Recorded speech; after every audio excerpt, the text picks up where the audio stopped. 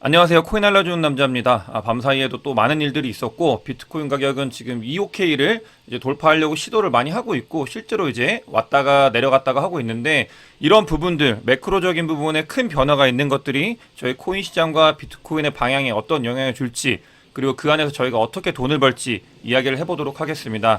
오늘까지 이제 전체적인 흐름에 대해서 이야기를 하고요. 그 다음부터는 이제 코인에 좀 더 집중이 돼가지고 여러분들과 인사이트를 공유할 수 있도록 하겠습니다. 먼저 비트코인 CVD 자료인데요. 현재 비트코인은 EOK의 도전을 계속하고 있어요. 제가 EOK 같은 경우는 200MA 이평선 때문에 굉장히 중요한 자리다라고 말씀을 드렸잖아요. 중장기적으로 중요한 자리고 실제로 그렇기 때문에 많은 이제 매수 매도가 일어나고 있고, 이 EOK를 넘어가지고 이 부분을 좀 안정적으로 돌파를 한다고 하면은 좀 추가 상승을 기대해봐도 좋은 자리다라고 볼 수 있을 것 같습니다.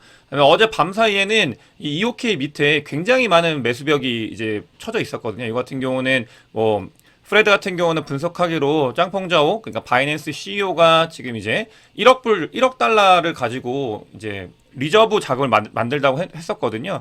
거기에 이제 비트코인 자금이 들어온 게 아닌가 이렇게 예상을 했었는데, 그건 밤사이에 또 사라졌고, 지금 고래들 같은 경우도 이제 갈색 고래는 이제 매수를 다시 진행을 하고 있는 모습을 볼 수 있고, 이번 상승은 이번 2OK 돌파는 지금 이 보라고래가 주도를 하고 있다고 봐주시면 좋을 것 같습니다. 그렇기 때문에 전체적으로 장이 지금 25K를 도전하면서 위로 올라가려고 하는 힘이 아직 남아있다, 그렇게 도전을 하고 있다라고 봐주시면 좋은 자리인 것 같습니다.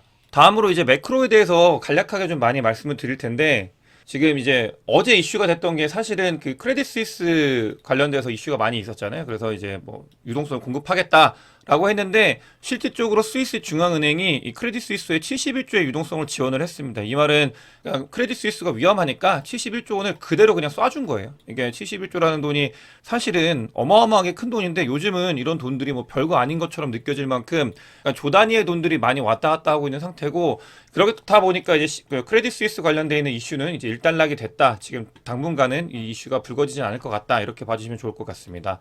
또 어제 이제 유럽 중앙은행에서 금리 결정이 있었는데요. 이 부분이 좀 약간 독특했습니다. 금리 같은 경우는 크레딧 스위스 이슈나 은행권 이슈가 있었기 때문에 뭐 0.25가 되지 않을까 이런 뷰가 많았었는데, 실제로는 0.5%를 인상을 했어요. 그래서 시장에 지금 안전하다, 튼튼하다, 인플레이션을 잡겠다 이런 의지를 보여주면서 그 양면 전략으로 그러면서 동시에 유동성을 공급하고 있는 그런 모습을 볼 수 있습니다. 이게 되게 이질적인 모습인데요. 한쪽으로는 인플레이션 잡겠다고 하면서 지금 금리를 인상을 하고, 한쪽으로는 크레딧 스위스 위기가 있으니까 돈을 풀어서 이제 이 돈을 공급을 해주는데, 지금 ECB에서 지금 무슨 얘기를 했냐면 금리를 0.5% 올리면서 동시에 뭐라고 했냐면 무제한으로 돈을 풀 준비가 되어 있다, 이런 말씀을 하셨어요. 그렇기 때문에 지금 시장에서 환호를 하고 이제 상승을 하는 그런 모습을 볼 수 있고, 사실 이 크레딧 스위스나 은행 관련돼 있는 이슈가 해결이 되지 않았다면은 이 이슈는 전 세계적으로 금융위기나 이런 커다란 위기를 일으킬 수 있을 만큼 큰 일이었기 때문에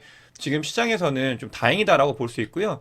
그런 것들이 실제로 저희도 보면은 한국에 있는 국민연금이 크레딧 스위스에도 4천억 정도 물렸다고 해요. 그래서 지금 손실금이 한 1,400억 정도 된다고 하는데, 여러분들께서 좀 제가 저번에 한번 말씀드렸는데, 국민연금 같은 경우는 크레딧 스위스뿐만이 아니고 실리콘밸리 뱅크 있잖아요. 거기에도 한 1,400억 정도 이제 물렸다고 얘기가 나오거든요. 그래서 한 5천억 정도 넘게 지금 이제 국제 금융 리스크에 노출이 되어 있다. 근데 이게 뭐 국민연금뿐만이겠습니까? 국내에 있는 모든 은행들, 투자하고 있는 곳들이 다 연결이 돼 있기 때문에 국제적으로 한 곳이 무너지면은 결코 이걸로 끝나는 게 아니어서, 그 다음에 그렇기 때문에 이제 그 연준에서 조기 진화를 했잖아요. 그런 것들의 모습을 볼 수 있고, 이런 것들이 학습이 된 거는 2008년도에 이미 한번 학습을 한 거야. 은행이 하나 넘어갔을 때 얼마나 크게 시스템이 붕괴가 되는지를 이제 연준에서도 미국에서 확인을 했고, 그렇기 때문에 요거를 조기에 끝낸 게 비용은 많이 들고 문제가 많겠지만 오히려 낫다,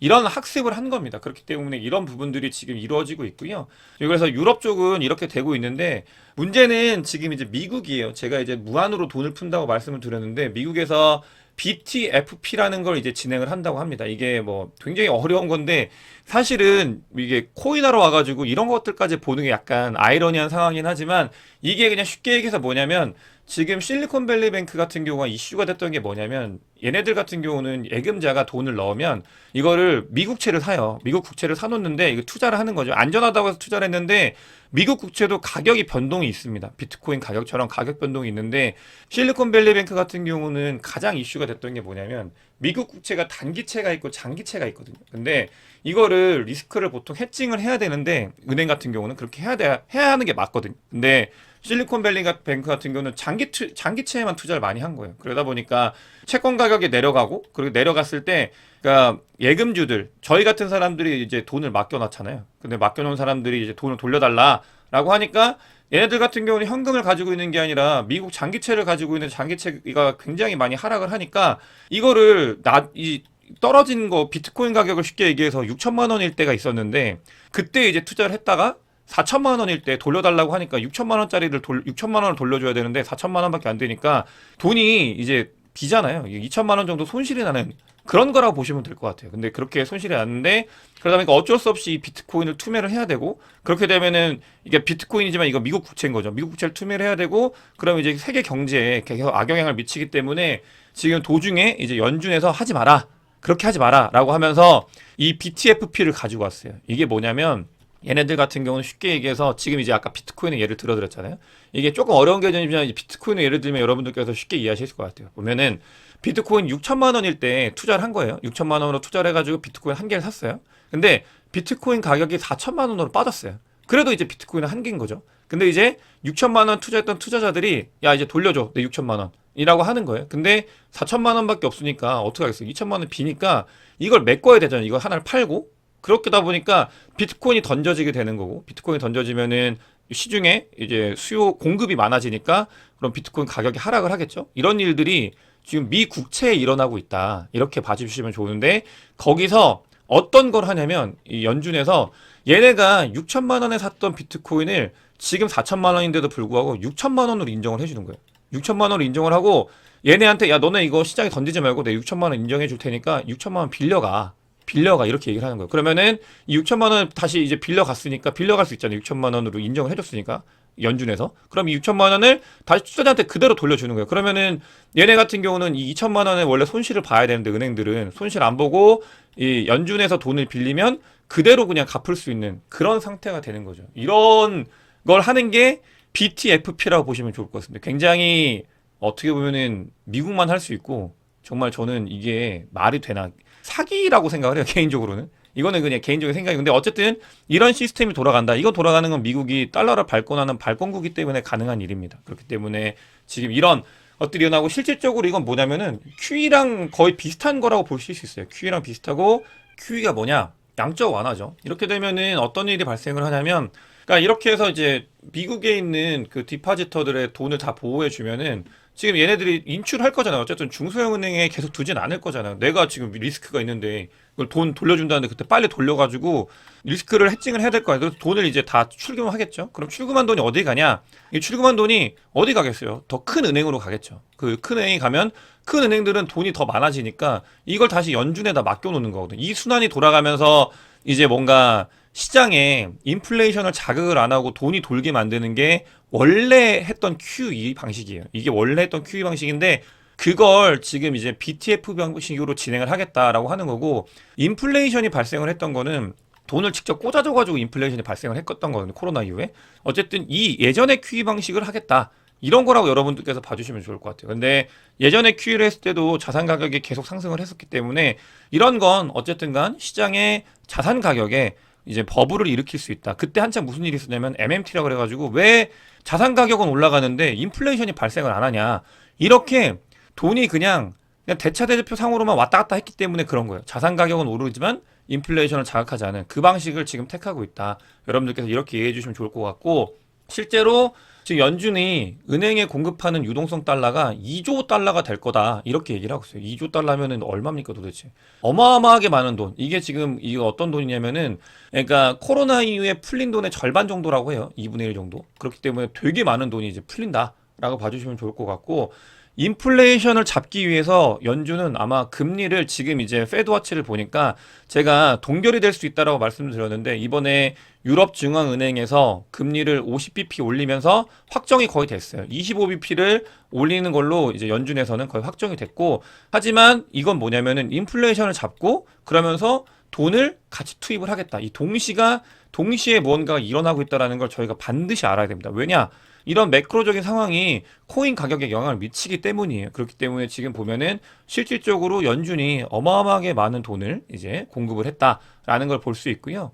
또 보면은 지금 이런 것들을 미리 냄새를 맡은 미국에서는 어떤 일이 일어나고 있냐. 지금 이제 돈을 푼다라는 게 실질적으로 움직이고 있는 거의 모습인 거잖아요. 제가 늘 말씀드리지만 말보다는 행동을 봐야 된다 말씀을 드렸잖아요. 행동으로 지금 돈을 풀고 있어요, 실질적으로. 근데 매크로를 뭐 분석하고 뭐 왔다 갔다 하시는 많은 분들이 계시는데 뭐 이게 맞다 저게 맞다, 솔직히 답은 몰라요, 아무도. 이 매크로 이렇게 분석을 해도 나중에 이제 더 금리 인상 많이 해가지고 내려갈지 어떻게 알겠습니까? 근데 지금 현상은 뭐냐, QE를 진행을 하고 있고 실제로 돈이 풀리고 있는 게 지표로 찍히고 있고, 이 냄새를 맡은 미국의 수많은 사람들은 아크 ETF에 투자를 하고 있어요. 이 아크가 어디에 투자를 하는 거죠? 이 뭔가 리스크 있고 하지만 혁신적이고 그런 것들에 투자를 해서 많이 먹는 뭐 테슬라, 비트코인 이런 것들을 좋아하는 게 아크잖아요. 근데 이런 것들이 지금 ETF에 돈이 지금 거의 한 5천억 정도가 들어왔습니다. 5천억 정도가. 어마어마하게 많은 돈이 들어오고 있고, 이 돈은 뭐냐, 돈 냄새를 맡은 사람들은 이미 움직이고 있다는 소리라고 저는 생각을 해요. 근데 이런 것들이 지금 현재 미국에서 일어나고 있다. 저희는 행동을 봐야 돼요. 매크로 이런 것들 분석하고 미래를 예측하는 사람들은 굉장히 잘하시는 분들도 있지만 많이 안 맞는 경우가 많기 때문에 어떤 움직임이 있는가, 연준은 실제로 뭘 하고 있는가, 돈을 풀고 있잖아요. 지금 실제로 찍혀요, 돈이 풀렸다는 게. 지금 계속 지금 큐티 하면서 연준의 대차 대조표인데 지금 돈이 많이 이제 떨어졌거든요. 떨어졌는데 사실 떨어진 것도 뭐 8.6에서 8.3까지 빠진 거예요. 근데 그게 한 번에 지금 다시 8.6이 죄송합니다. 8.9죠. 근데 8.6까지 올라왔어요. 한 번에 올라온 모습, 이 돈을 풀고 있다라는 모습을 보는 거를 저희가 이 부분을 반드시 체크를 해야 된다. 실제로 돈이 움직이고 있다. 돈이 풀리고 있다. 이런 것들을 봐야 되고, 제가 이런 말씀을 왜 드리냐면, 그러니까 제가 이제 한 10년 전에 이제 뭐 어떤 일이 있었냐면 YCC가 되게 많이 이슈가 됐어요. 저 대학교 다닐 때도, 그러니까 10년 전에 저 대학교 다닐 때는 아닌데 훨씬 더 그 전에 이제 대학교 다닐 때도 YCC라는 말이 있었어요. 뭐냐면은 일본에서 돈을 푼다라고 할 때, 그러니까 경제학자라고 하시는 교수님들이나 경제학자, 지금처럼 유튜브가 활발히 안 됐으니까 그때 뉴스규 지면이죠. 그런 분들이 다 무슨 얘기했냐면 일본 망한다. 일본 망할 거다, 조만간 몇 년 안에. 근데 지금 보세요. YCC라는 게 사실은 말이 되는 이게 시스템입니까? 국채의 그 금리를 상한과 하한을 정해놓고 여기서 왔다 갔다 하라고 자기가 다 우주방어하겠다고 한 게 10년 넘게 이어져 오고 있어요. 근데 문제 없었잖아요. 지금 문제가 생기고 있지만, 그러니까 몇 년 안에 망한다고 했던 사람들, 지금 매크로 보셨던 분들 다 틀렸어요. 내노라는 그 경제학자분들. 근데 그런 걸 예측을 할 수가 없는 거예요. 근데 저희는 봐야 되는 게 실제로 돈이 풀리는가, 돈이 안 풀리는가, 그리고 돈이 어디로 가는가, 이런 지표들을 보면서 저희가 이제 그걸 따라서 돈을 벌려고 노력을 해야 되는데, 이런 말씀을 드리는 거 지금 보면 언제부터 돈이 이제 안 풀리기 시작했냐, 보면은 요때부터는 이제 돈이 이제 안 풀리고 그대로 유지인 거죠. 그리고서 이제 QT가 시작이 된 거죠. 이게 지금 2021년도 거 보면은 12월 달이에요. 이때부터는 돈이 더 안 풀리고 그대로 유지하다가 그 다음에 이제 돈이 꺾였어요. 근데 이런 모습을 지금 비트코인 차트로 보면 보십시오. 지금 이게 어떻게 돼 있냐면은 2021년도 11월 달, 아까 그 연준에서 정확하게 멈춘 시점, 여기서 멈췄죠. 멈추고 그 다음에 이제 QT가 진행이 되면서 하락을 했어요. 하락을 해가지고 저희가 아팠죠. 그러면 지금 여기는 은행의 시스템에 문제가 있으면서 그 내러티브를 먹고 올라왔고, 또 그러면서 반감기나 많은 것들이 이제 계속 이제 코인 시장에 돈이 들어오면서 상승을 했는데, 지금 연준에 돈이 풀렸어요. 풀려서 굉장히 많이 튀었다. 그 말은 뭐냐? 조만간 자산시장, 비트코인뿐만이 아니라 자산시장에도 이런 움직임이 반드시 보일 거다. 저희가 예전에 QE나 코로나 때는 가지 않은 길이었기 때문에 몰랐잖아요. 코로나 때 생각해보세요, 여러분들. 수많은 뭐 이제 하락을 보시는 분들이 이제는 세계 경제 끝났다. 뭐 그때는 V자 반등 이런 게 아니라 L자 반등 이런 것도 없고 그냥 이렇게 그냥 수직 낙하 이런 얘기 많았다가 이제 돈 풀면서 거기서 이제 더 빠지게 하셨던 분들 그냥 손가락 빨고 2년 동안 돈 못 벌었잖아요. 근데 지금 이런 일들이 이제 일어날 수 있는 가능성이 커지고 있다. 그렇기 때문에 저희는 이런 것들을 유연한 사고 제가 늘 말씀드리잖아요. 이런 관점에 대한 뷰가 바뀌는 거에 대해서 되게 중요한 게 그러니까 실버게이트 이슈가 터졌을 때 연준이 개입을 안 했으면 이건 큰 이슈가 맞아요. 근데 실버게이트 그다음에 이제 실리콘밸리 뱅크 이런 게 크레딧 스위스가 터졌을 때 연준이 개입을 안 한다?